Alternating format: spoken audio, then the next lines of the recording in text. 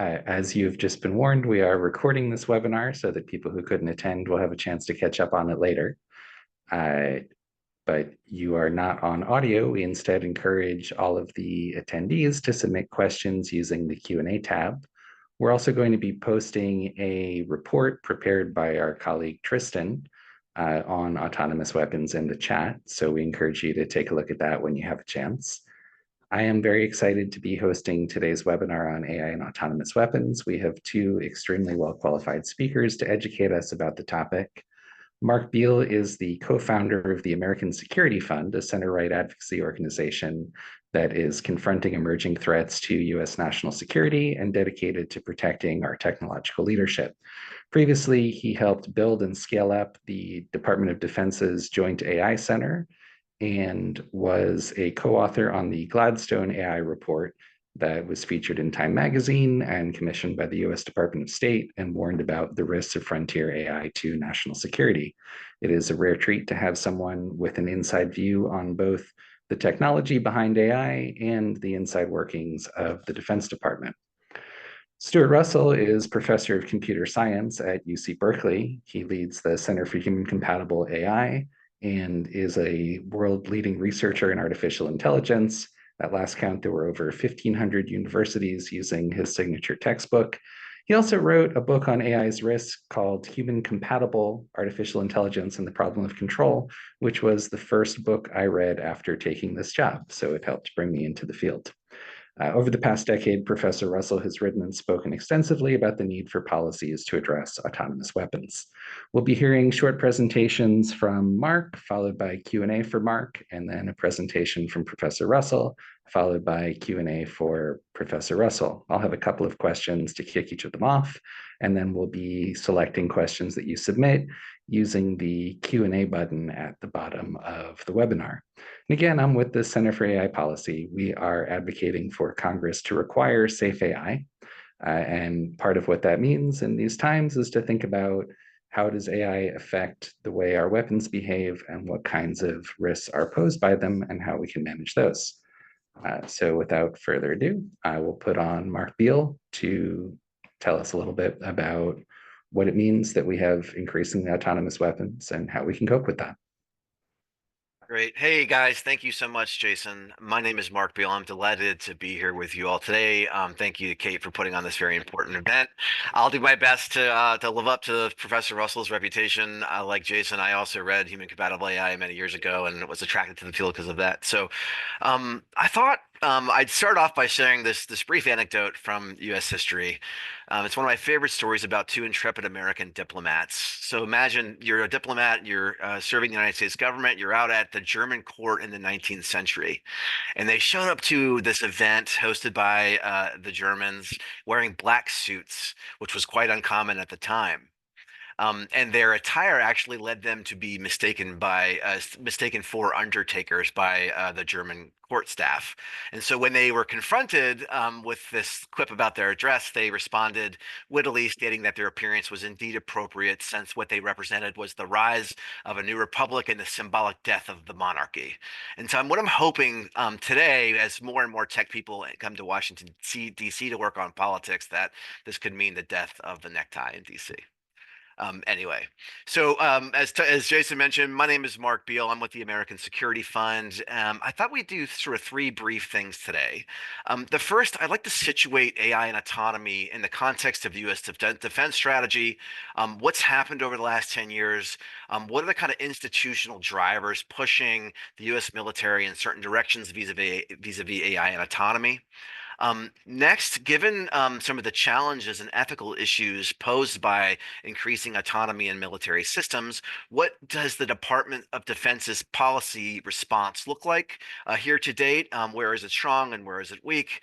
And then finally, let's examine some of the key drivers internationally pushing the sort of global militaries around the world to consider capabilities like this and figure out what that kind of means for the future of warfare, the future of national security, and the U.S. role in sort of shaping an effective international governance mechanism to help think through and mitigate some of these issues. So with that said, let's dive into some of the defense strategy context.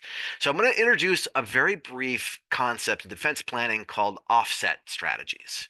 The United States military has pursued and implemented a total of three offset strategies since 1947, when the U.S. military and its current institution was kind of enacted and put into law. The first offset strategy focused on amassing nuclear weapons as a deterrent to Soviet aggression. Um, the second offset strategy focused on this capability called precision strike. Now, that was in response to the numerical superiority of the Soviet military. The Soviet military had a lot of tanks, combat formations, aircraft, naval vessels. One way the U.S. military could offset that conventional advantage was through precision targeting of those assets. And the investments that went into creating the capabilities that we saw play out during the first Gulf War, when the U.S. military was pretty dominant against the Iraqi army. But then finally, in 2012, first under President Obama, the department implemented the third offset strategy. Now, this offset strategy is very important to AI and autonomy, because in many respects, it was a response to adversaries' increasing ability to hold at risk U.S. military forces with conventional assets, things like over-the-horizon radars, things like anti-ship ballistic missiles, space-based assets, the ability to deny U.S. military's ability to communicate in the EMS environment, and cyber warfare. The U.S. military realized that if it was going to maintain its conventional deterrence, it needed to offset those technology areas. And it did so by investing in six sort of different newer-ish technologies for the U.S. military. And you'll be shocked to learn that AI and autonomy was a core pillar of that third offset strategy. And so, unlike most things in Washington, the AI and autonomy role in defense strategy sort of began in earnest under the Obama administration. It was developed further under President Trump. Trump brought in a gentleman by the name of Dana Deasy to lead the Chief Information Office. Mr. Deasy implemented this entire digital transformation strategy that talked about cloud and AI and data and cybersecurity. And they stood up the Joint AI Center, at which I was able to help serve in government and lead the DoD's AI strategy and policy work. And then under President Obama, the more funding, more resources was identified and provisioned for DoD AI, with the theory of the case being that in order for the U.S. military to maintain its conventional military edge, it needed to invest more heavily in things like AI and autonomy in response to kind of developments. And so that's kind of like this sort of 10-ish year history of defense strategy that's sort of situated AI and autonomy at the center of defense technology capability development, and in the sort of the current era.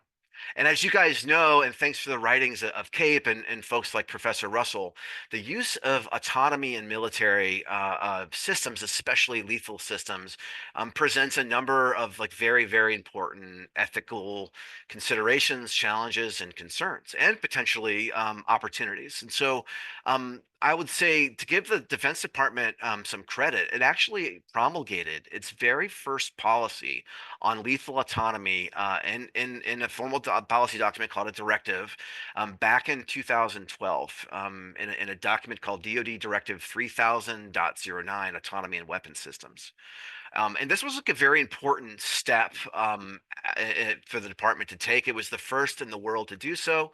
And it identified a very special set of procedures by which the department would not just field autonomous systems, but the research and development, the testing that goes into whether or not a system could be funded and built in the first instance. If folks haven't had a chance yet to take a look at DoD Directive 3000.09, I think it's quite an important departure.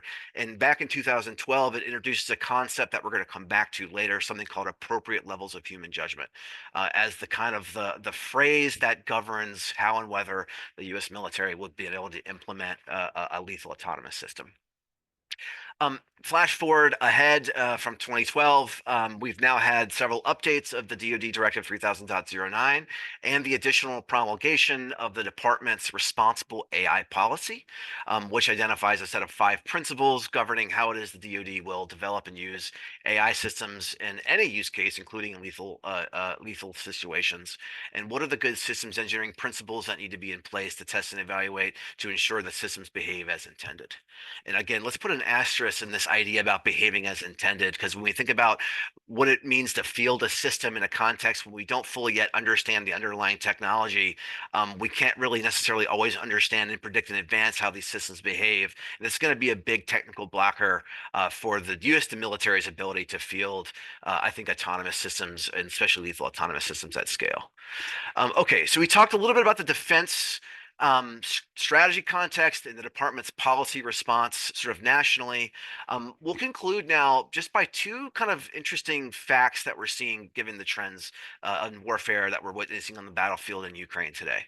The first is an observation made by a colonel in the Chinese People's Liberation Army. He made a remark in a journal, a PLA journal, published about 18 months ago, or maybe about 12 months ago, that I thought was quite profound, and it's going to tell a story that we need to start paying attention to. And his assessment, this Chinese colonel, was that the provision of U.S. AI-enabled targeting data to Ukrainian forces has been the single most decisive capability that the U.S. has given the Ukrainians in their ability to counter Russian aggression. Now, this is like a very interesting observation by the Chinese. It says it doesn't really matter what kind of hardware, what kind of munition systems that you have. The thing that's actually been decisive was AI-enabled targeting data, the ability to kind of process large amounts of information, deliver it to a weapon system to create an effect at the right time in the right place. And then the other sort of, I think, interesting little anecdote coming out of the war in Ukraine is related to the fact that now very inexpensive and commoditized hardware platforms can defeat capital assets like battleships. So you have $10,000 drones defeating $100 million capital assets.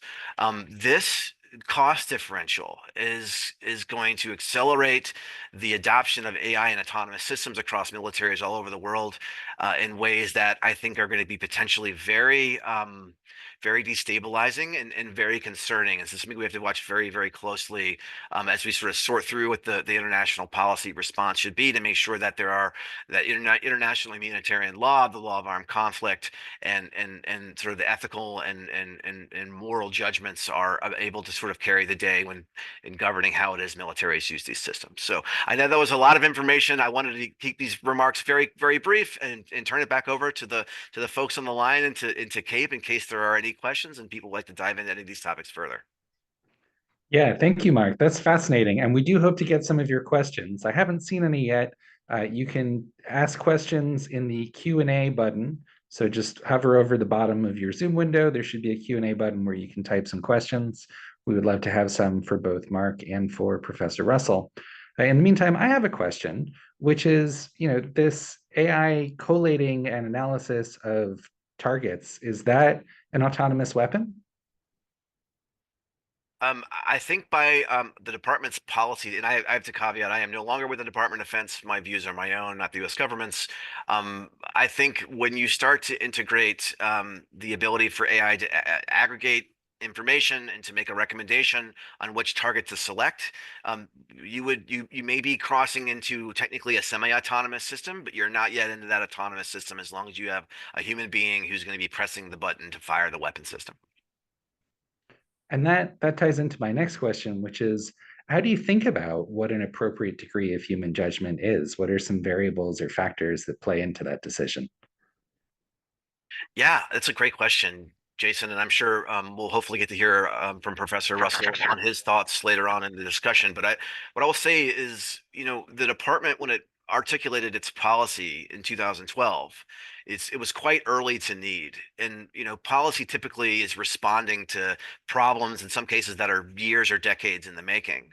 So this was the department's attempt to sort of preemptively think through some issue set, and I think as a result, it was purposefully sort of vague. It wanted to provide high-level guidance that said, we want to be able to kind of hold a commander or an operator accountable under U.S. law, under the Military Code of the Uniform Code of Military Justice, and on international humanitarian law, by ensuring this idea of appropriate levels of human judgment. In other words, an operator cannot sort of point to an autonomous system and say, well, the AI made me do it, and as a way to work around being held accountable for the use of force. And I think that idea is what's trying to convey, and the specifics of that will be very much domain and context dependent in ways that don't lend themselves to official articulation in a policy like DoD Directive 3000.09.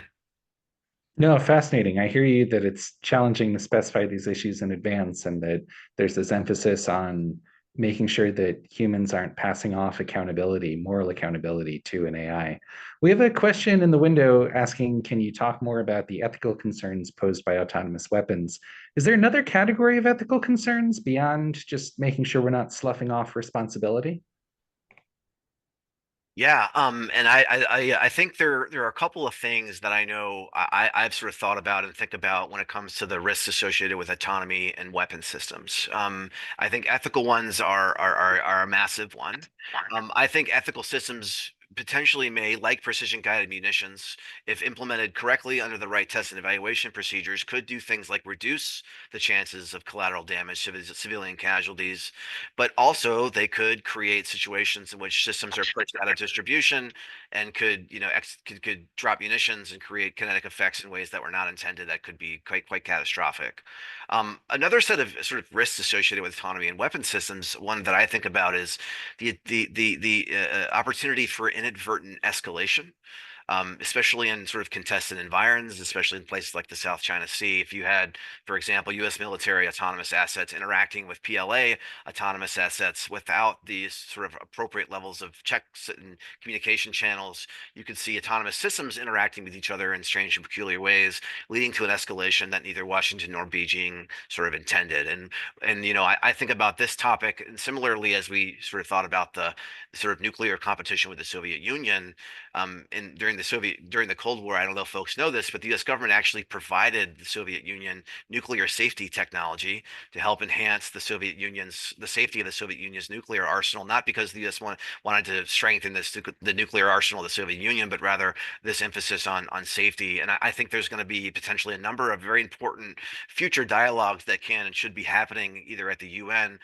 in places like Geneva, or bilaterally or multilaterally with the Russians and the Chinese to sort of talk through and figure out what the kind of escalation breaks on autonomous systems need to look like as one component of the risk. But in general, I would say yes, Jason. Sort of the ethical concerns and then the strategic concerns related to inadvertent escalation are two of the areas that I think a lot about. Yeah, that makes a lot of sense. I think that's a close analogy, and we'll probably be borrowing that from you.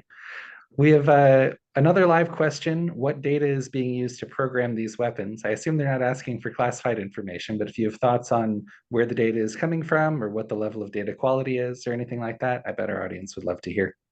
Yeah, that's a fabulous question, and when you start thinking through the test and the systems engineering challenges associated with fielding and assuring an AI system that could potentially create lethal effects, obviously the data, sort of the body of training data, is going to be a really important question.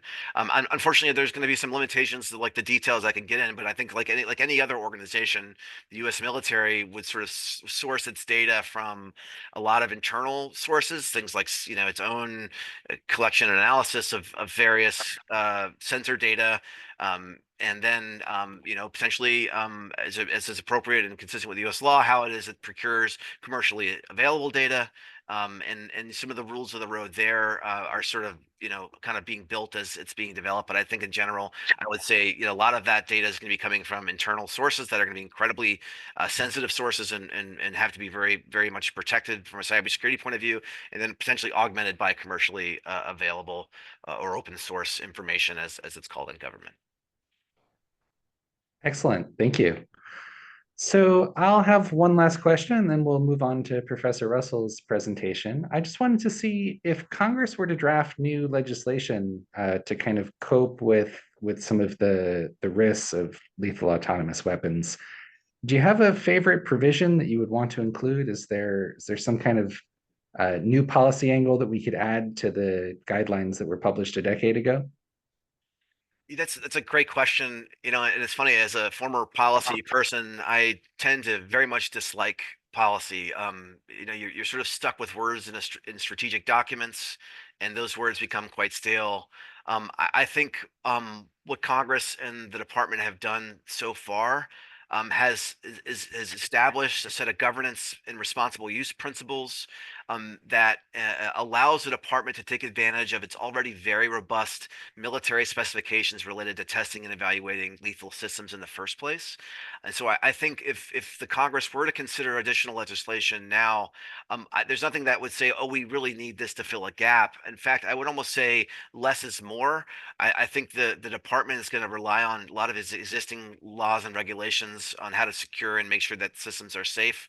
The U.S. military, I think, has a fairly robust history of being leaders in safety, especially in areas like civilian nuclear reactors and aviation safety. And I would expect the department to continue to be leaders in the lethal and safe, effective use of lethal autonomous weapons. So, Jason, if pressed, I would say maybe not legislate additionally right now, but instead let the test and evaluators continue to work their magic, uncover what really good technical standards need to look like, and then as those standards are uncovered, that's something that we can then export nationally, internationally as the sort of the right answer to how to make sure that we're going to meet our ethical and moral obligations under international humanitarian law. All right, fair enough. Well, if Mr. Beall can stick around for a few minutes, he may have a chance to type answers to some of the questions. I saw there's one more from Joshua Turner. And in terms of the audio channel, we're going to pass that over to Professor Russell. Okay, thank you very much. So I'm going to give a short presentation, and then we hopefully will have plenty of time for Q&A. Okay, so thanks, Mark, for teeing this up. I think it's important to understand that AI is not just killer robots in the military context. There are many other uses, and we talked about one of them already, the use of AI for analyzing satellite and other imagery data and identifying targets. And that's the first bullet point here. And this generally falls under what we might call perceptual uses of AI to augment what human beings can do. So just to give you a sense of scale, if you wanted to actually look at the satellite data that is being collected today, you would need about 100 million full-time employees to do that. So AI can substitute for those 100 million employees and naturally, whittle it down to a much, much smaller number of interesting things using the usual kinds of training methods. And notice that actually before this, we didn't have 100 million people, but we had several thousand people who spent all of their working days looking at satellite images, trying to find interesting things. And that produces a pretty good data set for what is interesting and worth looking at. And then we can train AI systems to do it. And the other side is the operational side, where rather than just providing inputs to humans, the AI systems are actually generating outputs, everything from simulation systems for training to, at the far end, lethal autonomous weapons, which, in case you're worried about what exactly is a lethal autonomous weapon, I think a reasonable definition, which is approximately what the US and the UN have settled on, is weapons that can locate, select, and engage human targets without human intervention. It might be worth mentioning that there are other countries who have other ways of thinking about this. For example, Germany announced that a weapon is only autonomous if it's fully self-aware. No one understood what that meant. So just to illustrate the sort of level of confusion that happens in these international discussions. But I think the one that's on the screen is good enough for now.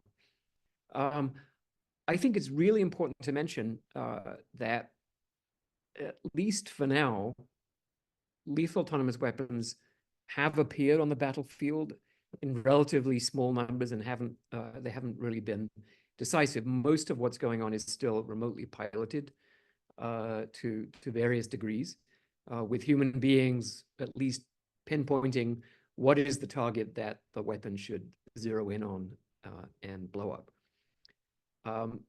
But an area that I think could have possibly much bigger impact is the ability of AI systems to collect all this information on a global scale and develop and execute complex plans for whatever campaign goal you're trying to achieve. And these plans could be entirely new.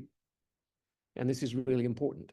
When you think, for example, about the concept of blitzkrieg at the beginning of World War II, that totally overturned accepted military wisdom. And France basically collapsed in the space of a few days because they just could not keep up with this new concept of war fighting that the Germans introduced.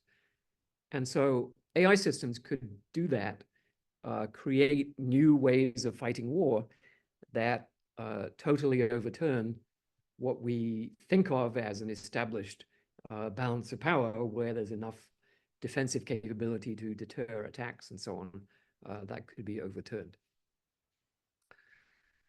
So I mentioned that there are some weapons out there. Here are a few of them, and landmines being the simplest. Their ability to locate targets is degenerate because they can't move, but they can, in a very simple sense, select a target by, for example, magnetic signature or mass.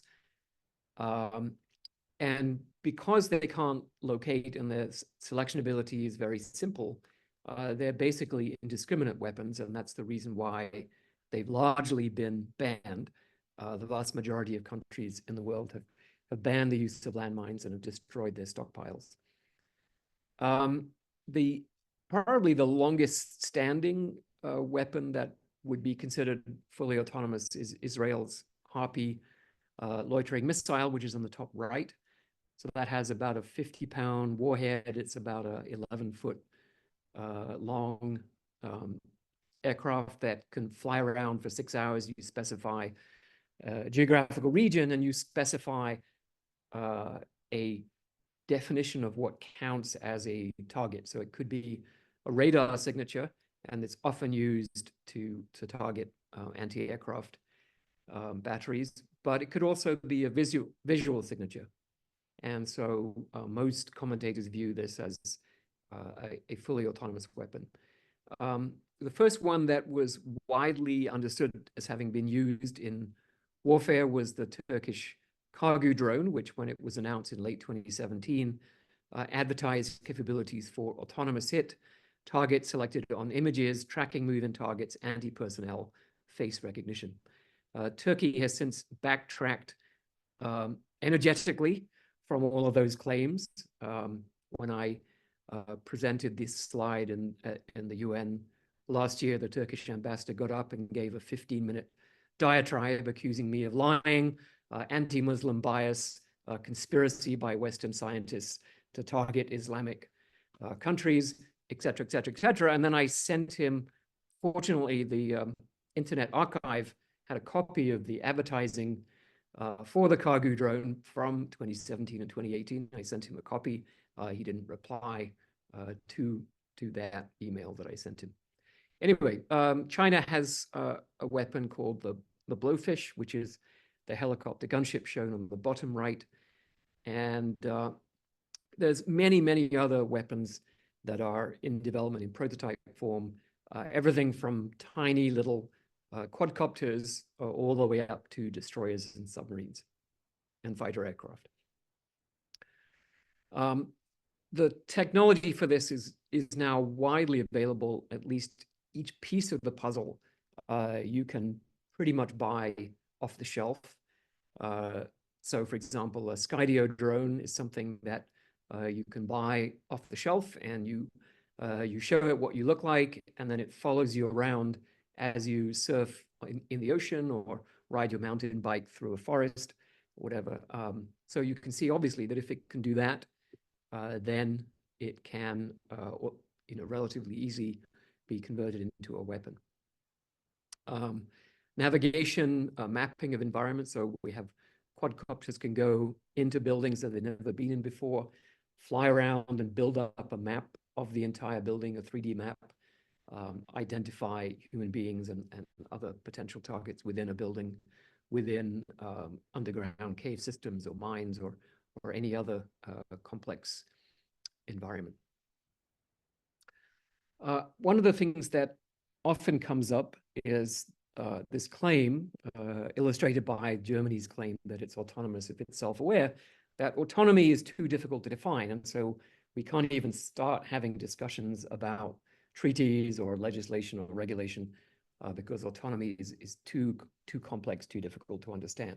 It's actually completely straightforward in this context. We're not talking about the kind of autonomy where we might describe a human as having a greater level of autonomy than another species, for example, but it's the kind of autonomy that we give to a chess program. So with a chess program, the human being tells a program to win, and the chess program looks at the current state of the board and calculates the various courses of action that it could take, chooses the one that's most likely to win the game, and then takes that course of action. And that's it. So that's the type of autonomy that we are talking about here, is the kind of autonomy that we give to a chess program when it's playing chess. So the human is not telling the program what moves to make. Human is just saying win, and the system figures out how to do it. So it figures out where to move its pieces. It figures out which enemy pieces to capture and kill. And that's exactly what we would do with a fully autonomous weapon. We would say, here's the general mission, win, or go find all the bad guys and kill them. And then the weapon figures out how to do that and does it. And that's a very straightforward concept, and it's very easy to define in a precise way. And Mark mentioned, and also some of the questioners mentioned, what are the major ethical issues? So compliance with international humanitarian law is what's mostly been discussed in the UN, and this is how it started back in 2013. People raised this issue that autonomous weapons might accidentally kill civilians, and this would, if it was too careless in that sense, then it would be indiscriminate and would therefore violate international humanitarian law. I actually think that this is probably a red herring. First of all, it's a moving target. AI systems are improving all the time, and in many contexts, they might actually be better than soldiers at recognizing and prosecuting a legitimate target. They would still have difficulty with other aspects of IHL, such as proportionality and military necessity. So that would, at the moment, restrict the kinds of missions they could be given to missions where the human could be reasonably certain that any attack the system prosecutes would be compliant with military necessity and proportionality.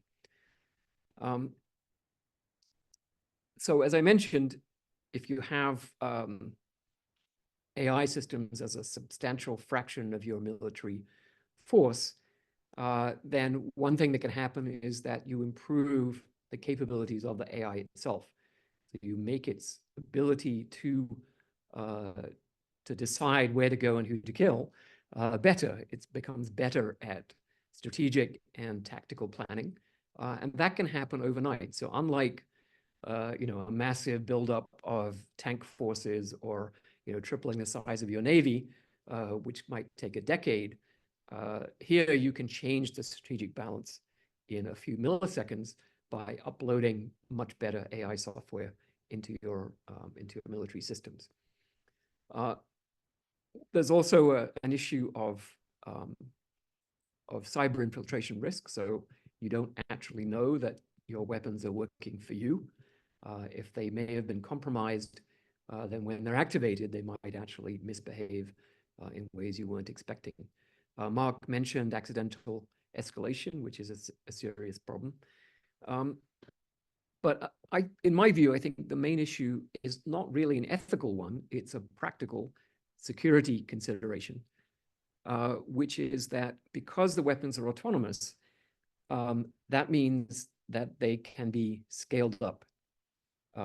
So if you have no human supervision requirement, then the number of weapons that you can launch in an attack is basically unlimited. And so if you do some simple calculations, like what's the smallest lethal weapon you can build? It's a quadcopter, maybe 2 to 3 inches in diameter, can carry a lethal charge. And you can put about 1 million of those in one container. So an ordinary truck becomes as lethal as a hydrogen bomb. And unlike nuclear weapons, using such weapons on a smaller scale is not, crossing some calamitous threshold. You could start out with tens or hundreds and quickly ramp up to thousands. Unlike nuclear weapons, they don't leave a huge radioactive crater. You can select who you attack, not just everybody, but you might just attack males between 12 and 60, for example. And again, unlike nuclear weapons, the manufacturing of this is pretty similar to, for example, the manufacturing of landmines. Right now, you can buy landmines for about $6.50. And so the price of these small lethal weapons might be comparable to that. And they could be manufactured in tens or hundreds of millions and would therefore proliferate much the same way that Kalashnikovs have proliferated. There are 100 million Kalashnikovs in private hands right now. So we would see something on a similar scale, except that you don't need 100 million people to carry 100 million autonomous weapons, unlike the Kalashnikovs. So as a practical matter, this makes as much sense as selling nuclear weapons at Walmart. And we don't do that, not for ethical reasons, but just because it will be a really stupid thing to do. And that's, I think, the problem that we face with autonomous weapons. So we made a little video to just illustrate that idea of selling nuclear weapons at Walmart.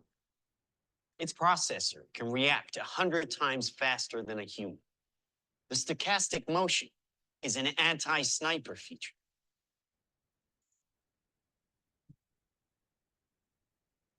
Just like any mobile device these days, it has cameras and sensors, and just like your phones and social media apps, it does facial recognition. Inside here is 3 grams of shaped explosive. This is how it works.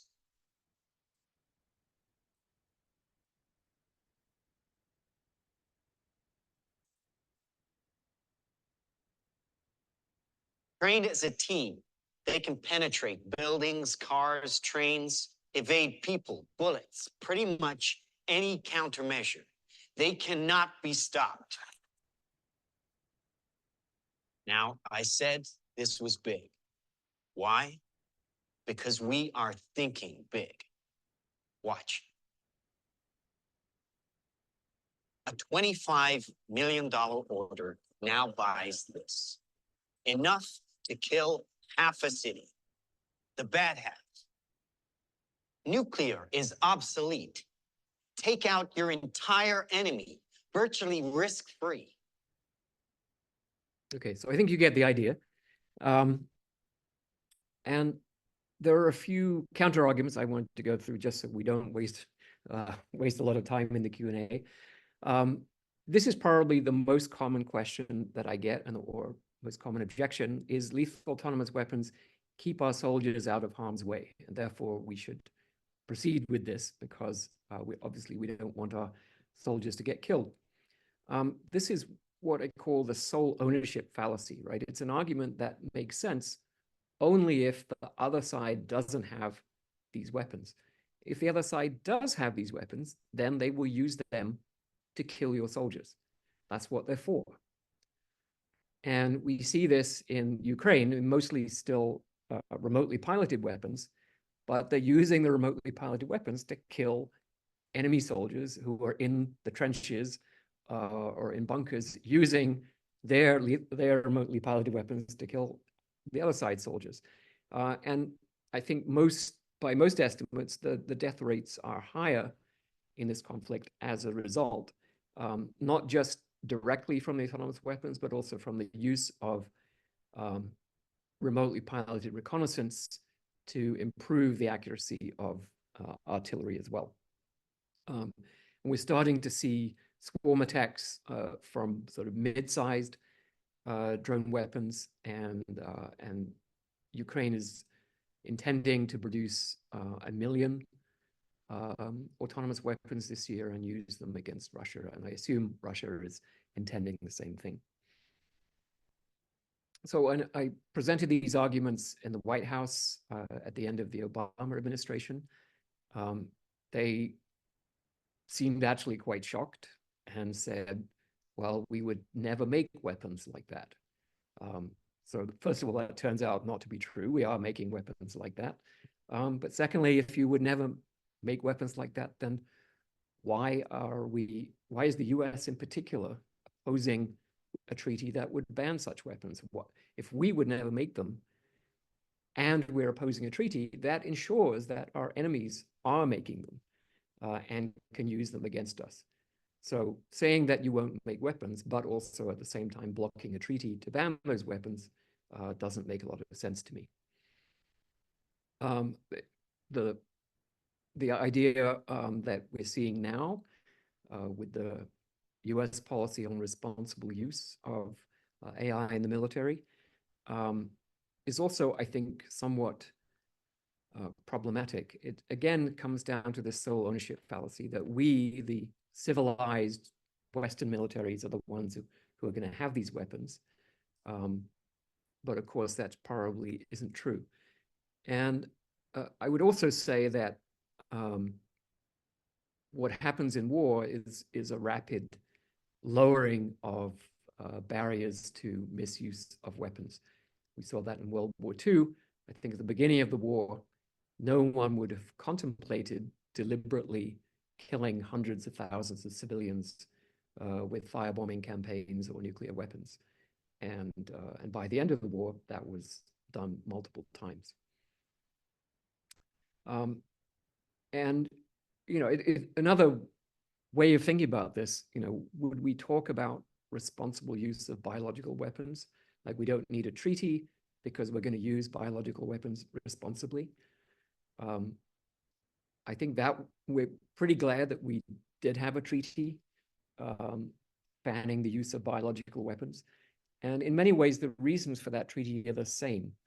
And this was explicitly stated both by the scientific community and by Henry Kissinger, who convinced Nixon to abandon the US biological weapons program because it would create cheap, easily proliferated weapons of mass destruction that would be used against the United States. So it would be like selling weapons in Walmart. And that's why we decided that we should stop biological weapons programs. We'll make sure. I'm just going to interrupt with a public service announcement, which is I want people to start typing questions into the Q&A box at the bottom of the Zoom window so that we'll have some questions to draw on. And we've got a little under 18 minutes left. So I want to make sure we do have some time for questions and answers. Yeah, almost at the end. So we'll make sure they don't fall into the wrong hands. That hasn't worked so well. For example, I mentioned the use of the cargo weapons in Libya. So that was under a strict arms embargo, and the weapons were sold to a non-state actor for use in that war. So not a good record so far on that one. I mentioned a little bit about the history. The first significant discussions took place in 2013 with the Hines report, mainly on compliance with IHL, which led to the initiation of discussions at CCW in Geneva. The AI community finally woke up in 2015 and wrote an open letter signed by more than 30,000 AI researchers, including, I would say, maybe 90% of the leadership of the field, in particular making this WMD argument that these weapons would become widely available WMDs, and that's a bad idea. We moved to a formal GGE at CCW in 2016.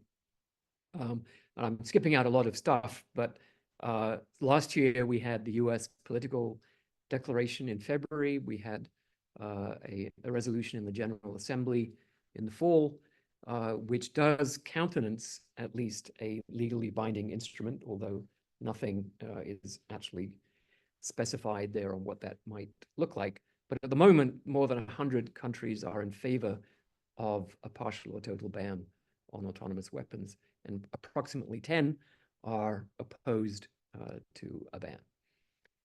In 2024, there's a global commission of which I'm a member. There's about 20 commissioners and 40 or 50 experts. And we're meeting on a regular basis, trying to figure out how to move forward.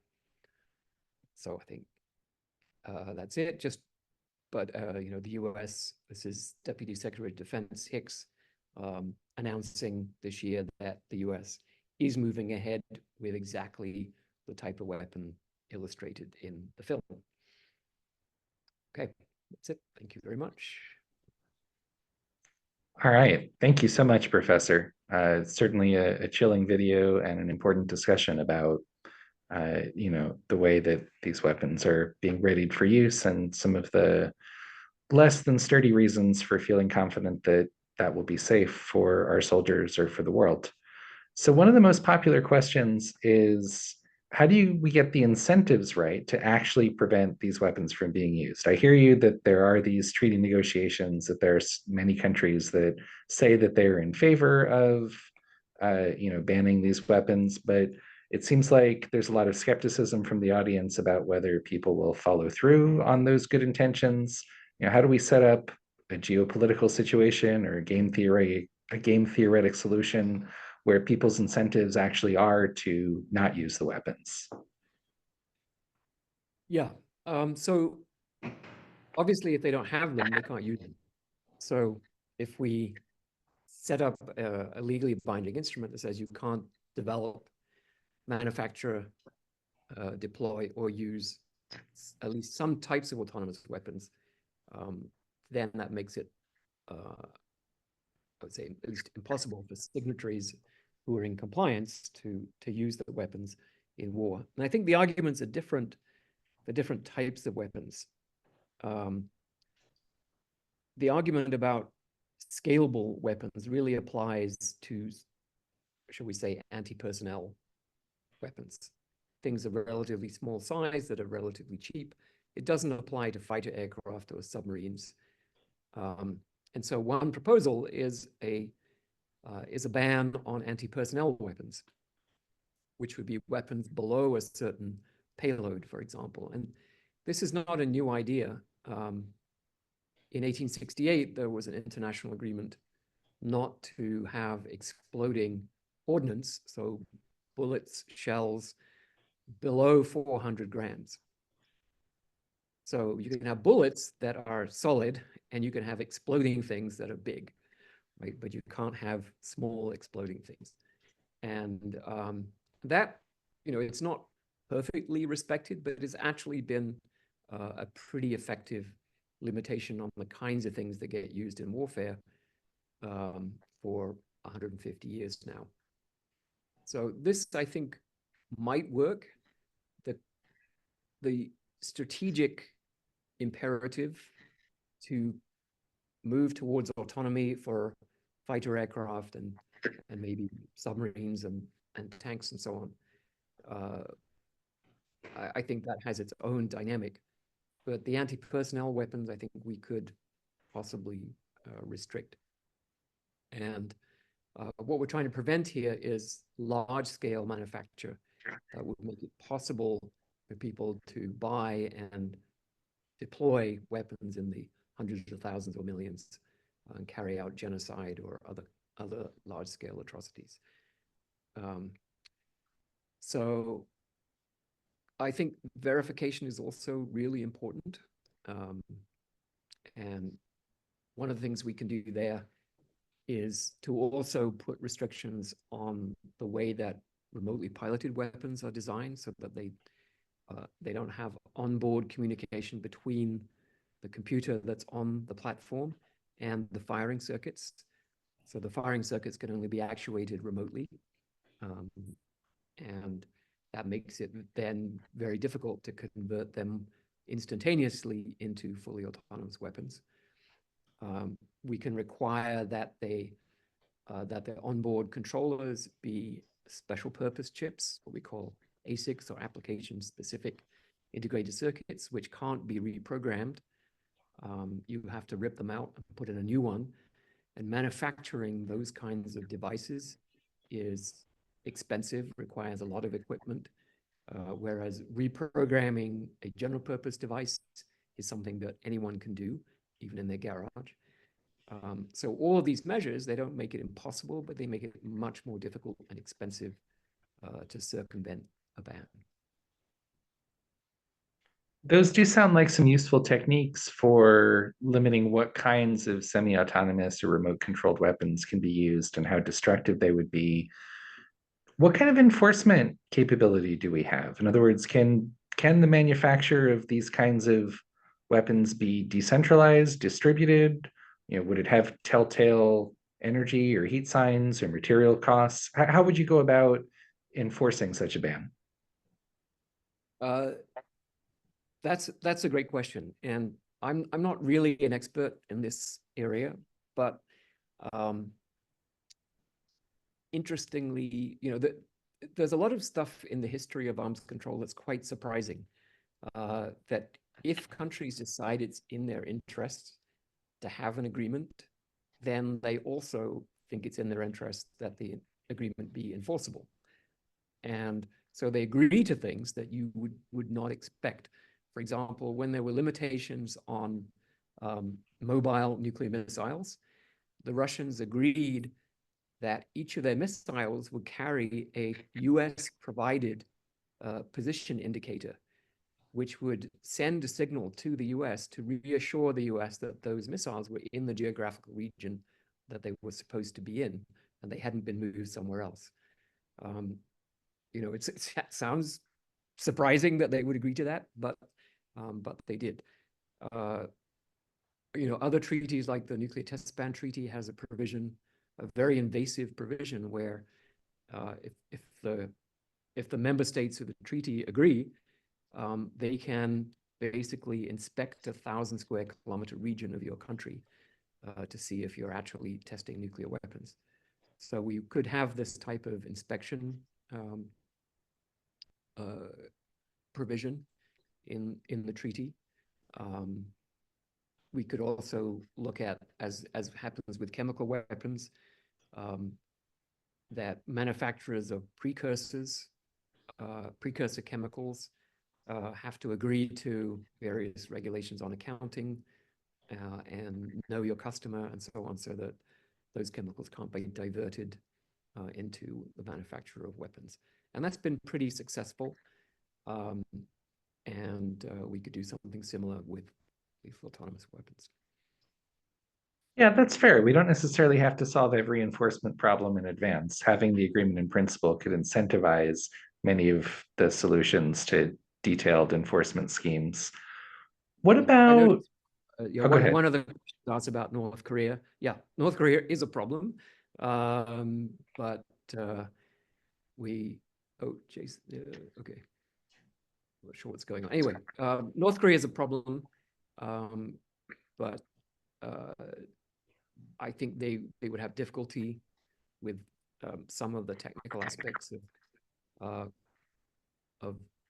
building chips that could run the AI that were light enough to be carried for a significant period of time. So it's not trivial to have something that's both very small and has reasonable range and has reasonably high quality onboard AI. So this is something that's become feasible in just the last few years, but quite difficult, I think, for North Korea to do from scratch.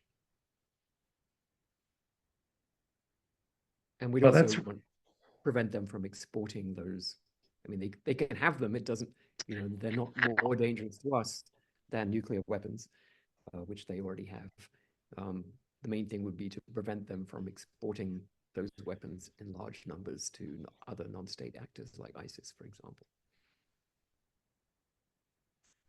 So you mentioned that, the chip industries available to North Korea are probably not advanced enough right now to support the kinds of autonomous weapons that would have a long travel time. What kind of progress are we seeing in the chips and the software? If we fast forward 5, 8, 10 years, what new capabilities will we see in AI? How will that affect the threats posed by autonomous weapons?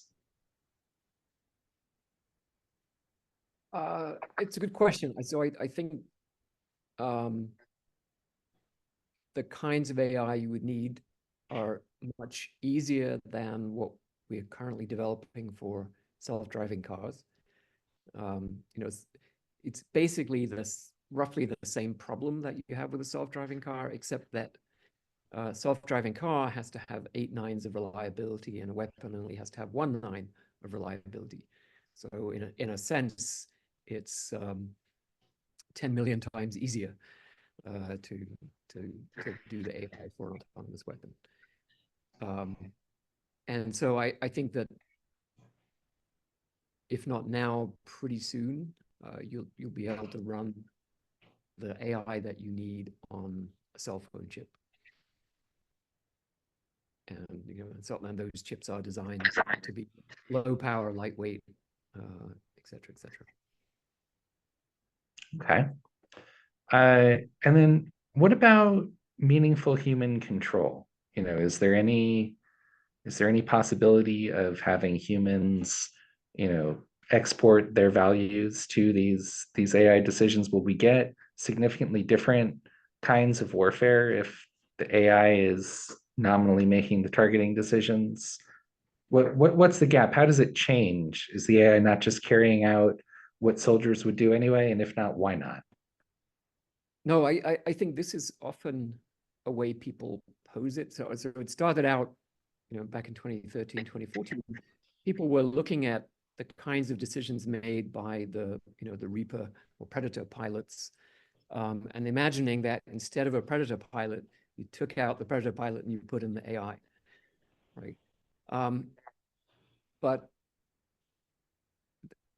the change means that the whole way you conduct warfare is going to be completely different, right? It takes 15 people approximately to launch and run a Predator mission, right?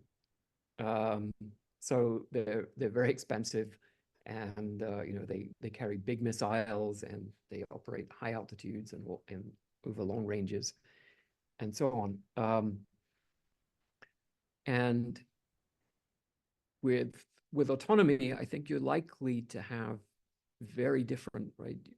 It's when you think about tanks, right? Well, tanks are vulnerable, you need air cover, all that stuff. But if there are no people in the tanks, then it doesn't matter, right? They can be, first of all, much cheaper, and they're totally expendable in that sense, right? As long as you can afford to keep making lots and lots of them. And so I would think that the whole form of warfare would change dramatically. And this is one of the lines of thought that led to this weapon of mass destruction concept of very large swarms of anti-personnel weapons. So I wouldn't expect war to look like it does now. One of the things that I think that would change for sure is the war right now is very intermittent, right? A lot of it is sitting around waiting for some command, or waiting for waiting to be attacked, or waiting for the command to attack, but mostly static. So I would imagine that war with autonomous weapons would be far more intense. Right? There's no reason to sort of wait around for anything.